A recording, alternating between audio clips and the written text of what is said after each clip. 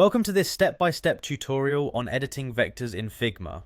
In this tutorial, we will walk you through accessing your Figma account, opening your project, and editing a vector by manipulating its anchor points. Begin by opening your preferred web browser and navigating to the Figma website. This is where all your design work comes to life, and getting started begins with this simple step. Once the Figma homepage is loaded, direct your attention to the top right corner of the web page where you will find the option to log in. Click on the login button to initiate the process. This action opens up the gateway to your design environment and ensures that you can access your project seamlessly. The login process is designed to be quick and secure. After clicking login, you will then see an option that asks you to continue with Google. Choosing this option simplifies the login process by using your existing Google credentials. This method eliminates the need to remember additional passwords and keeps your access secure. Simply click the Continue with Google button and you will be redirected to a screen where your Google accounts are presented. From here, select the Google account you wish to use for accessing Figma. Make sure that you choose the account that is connected to your Figma projects. Once you pick your account, Figma facilitates a smooth login based on your verified credentials. Now that you are logged into Figma, you can move directly into editing your designs. At this point, it is time to open your project.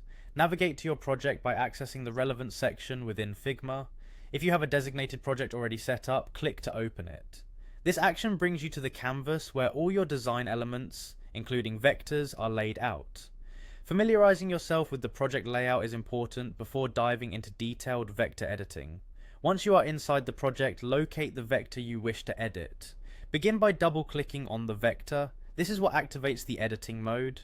When you double-click the vector, the anchor points become visible, revealing the fundamental structure of your design. These anchor points are what define the curves and edges of your vector and allow you to modify the shape as required.